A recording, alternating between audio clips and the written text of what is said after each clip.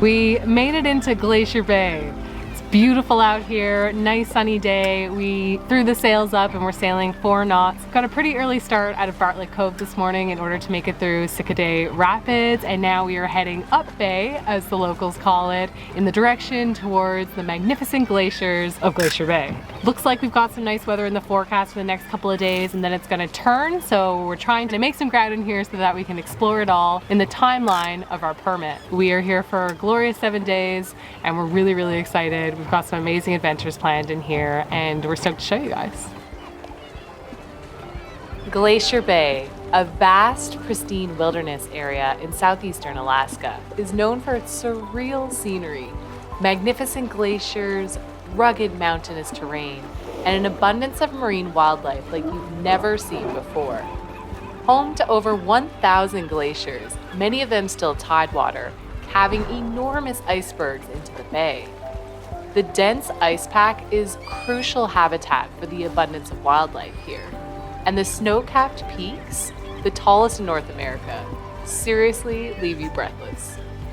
This is definitely the highlight of any trip to Alaska. Glacier Bay is really this jewel shining at the top of the Inside Passage. No roads will lead you here. We've spent the past few months traveling on our 30-foot floating home up the coast of Canada and through Alaska. A breathtaking and challenging journey sailing nearly 1,500 nautical miles through the Inside Passage, a protected inland sea running from Washington State here to Glacier Bay, Alaska.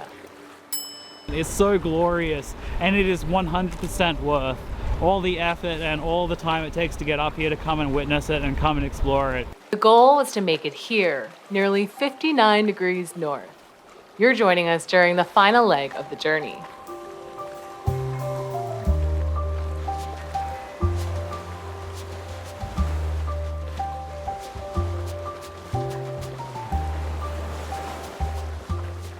We've only just started getting underway here, and the density of wildlife around us is astonishing. There's sea otters everywhere. The park is also home to grizzly bears, wolves, mountain goats, massive whales, and countless birds.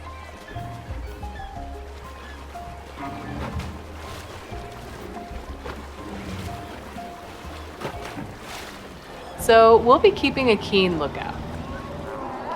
And we've already spotted a sea lion rookery up ahead.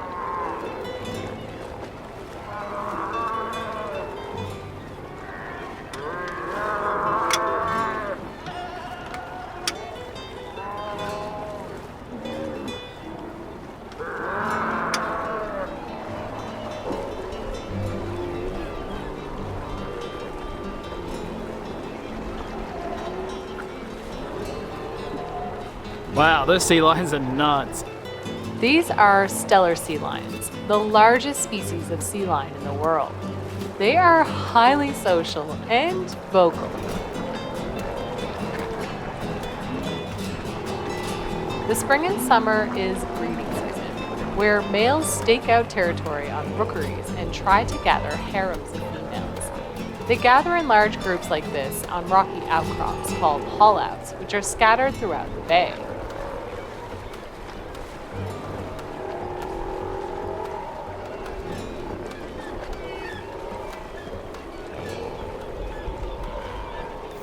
We just passed a sea lion rookery. There were like a couple hundred sea lions, and they were all quarreling with each other and growling and biting each other's faces. They're very territorial over their spots on the rocks.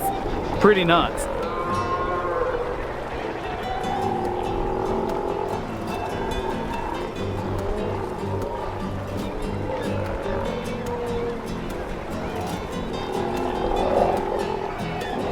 Lots of females and a huge male, like the biggest male sea lion I've ever seen. I thought it was a big boulder at first, and then he moved. I was like, holy shit.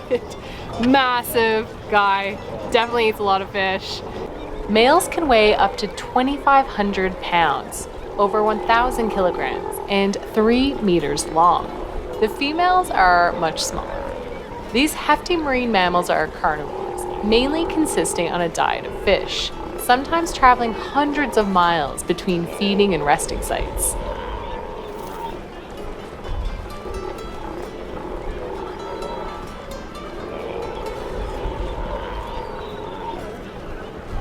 just crazy. There's so much noise and happenings over there. It was really, really, really cool to check out. They didn't even smell too bad. Usually sea lion rookeries absolutely stink, but didn't actually get a whiff off that one, so that was quite an enjoyable experience.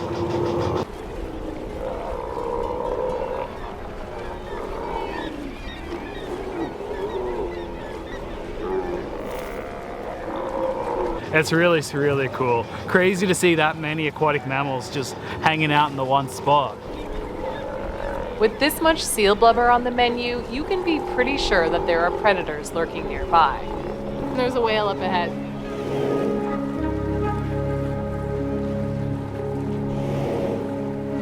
A stealthy pod of orcas were on the prowl.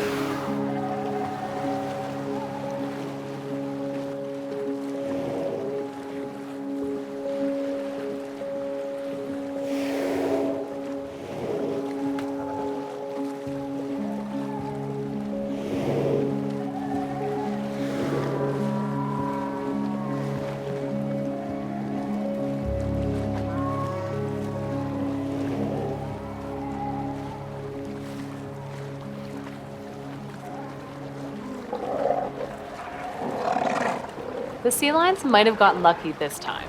The orcas seem to be on their way somewhere else. Maybe they'd already eaten lunch. We weren't sure, but we knew that what we had witnessed was nothing short of amazing. It's true what they say about there being tons of wildlife in Glacier Bay. It's absolutely mental here. Can't believe we're just entering into the bay and we're already seeing this. I'm like super, super stoked about what we're gonna experience here.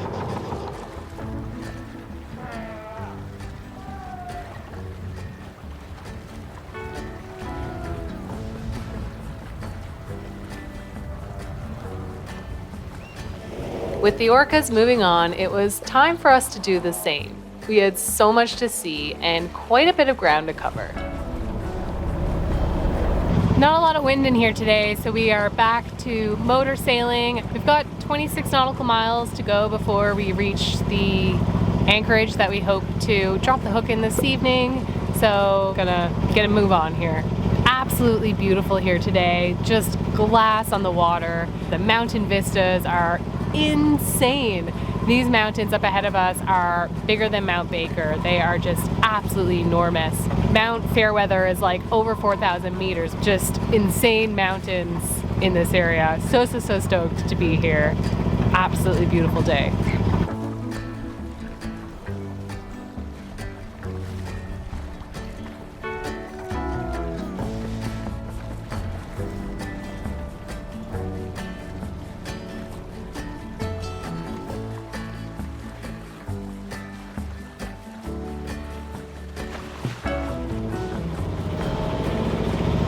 Making down there, buddy?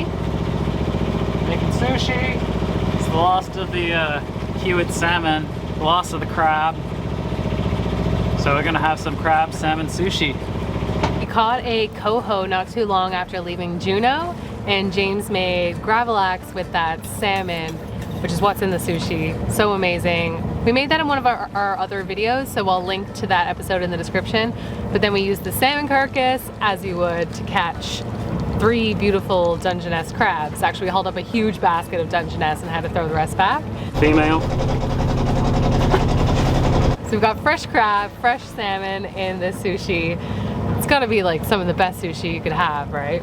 Here we go. I've made sushi. You got a sushi roll, I got a sushi roll. We eat them like burritos. That's how we do it around here. No, these are just ones I haven't cut up yet.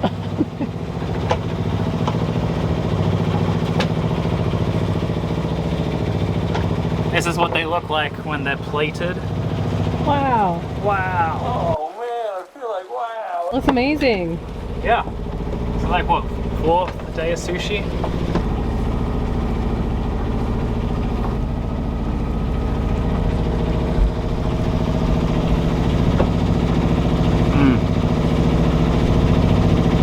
Still as fresh as the first day. Bon appetit.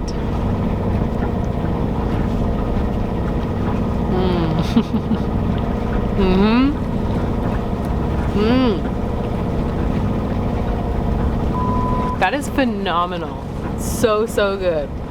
We could probably improve our rice game a little bit, but nailed everything else. So good. I made the rice, by the way. Really tasty. Continuing up bay, the scenery became more and more dramatic, shaped by massive glaciers during the Little Ice Age in the 1700s. At that time, the entire bay was filled with ice more than 4,000 feet thick, stretching all the way to the ocean. First charted by Captain Vancouver in 1794, who noted a wall of ice where today Glacier Bay begins. Since then, the glaciers have retreated more than 65 miles, creating deep fjords, islands, and inlets we see today. This retreat is one of the fastest and most well-documented examples of glacial recession in the world. A living laboratory for climate change, evolving ecosystems, and species adaptation.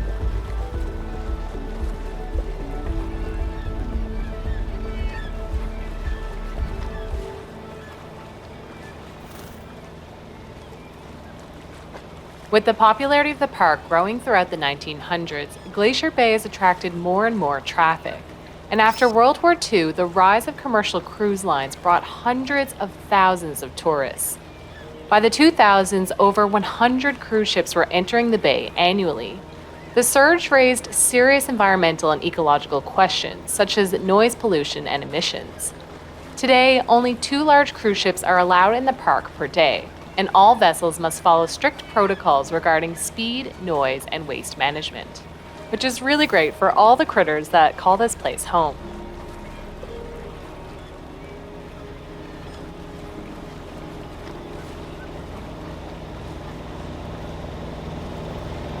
Really thankful that we got a sunny day to make the trip up here.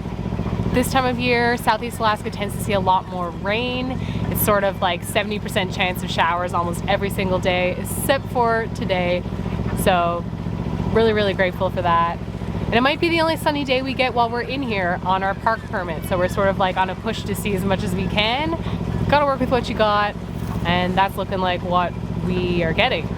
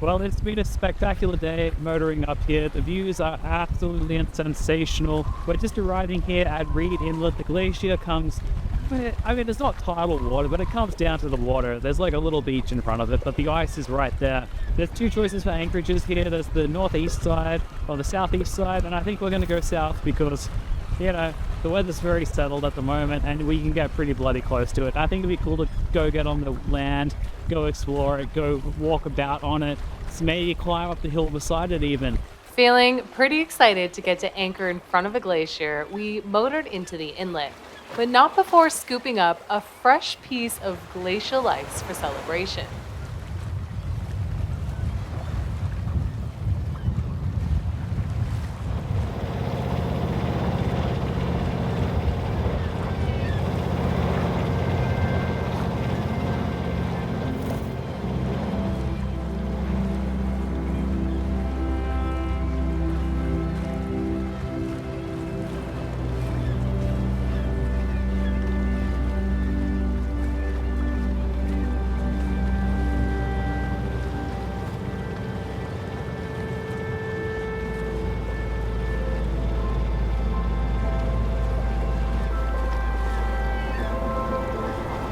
Pop over and say hi.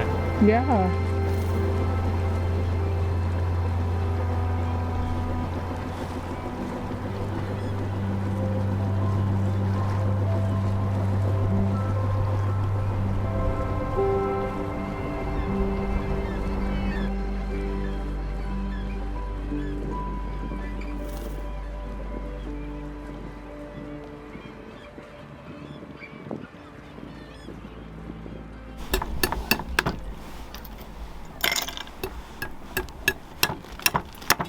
Glacial bar is back on, baby. We've been waiting weeks. We got the good ice. Look at this stuff. It tastes like the ocean. Delicious. We're gonna store this puppy for later. Down here in the ice chest. Some people just drink their ice straight. We don't. We like to enjoy our ice with a Manhattan. I'm gonna put a couple shots of whiskey. Pretty stoked. I love how big these bourbon bottles are in the USA. Look at that. Yum. Give that a quick stir. The glacier ice is amazing because it melts so slowly. It's the best ice you could ever use in a bar. And hence, Glacier Bar is the best bar around. Oh, smells divine. Unmarked bottle of bitters. Give that a little bit of a jig of bitters. Just for the aromatics. Oh, delicious. They don't make them this good in New York, I tell you. This is the finest Manhattan you could find north of the 59th parallel. Delicious. To top it off, we're currently having a Catalina wine mixer here because the only other boat in the anchorage is another Catalina and it's from Canada. That's super awesome. After weeks of pushing north, we finally made it to the headwaters of Glacier Bay, just shy of our goal of reaching 59 degrees north. Honestly, it's hard to put into words how surreal it feels to be here. Day one and this place has already blown our minds. Now here, anchored in front of a glacier, sipping cocktails over ancient ice. We seriously can't wait to share the next couple of videos with you.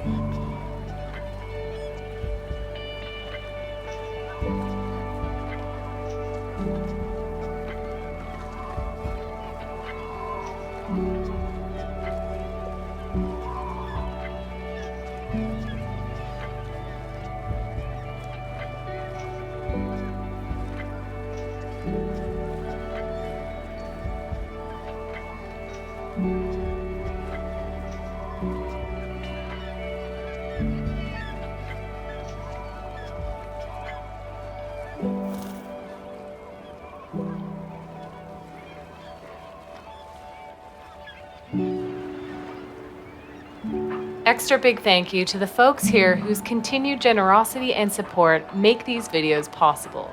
Seriously, it means the world to us.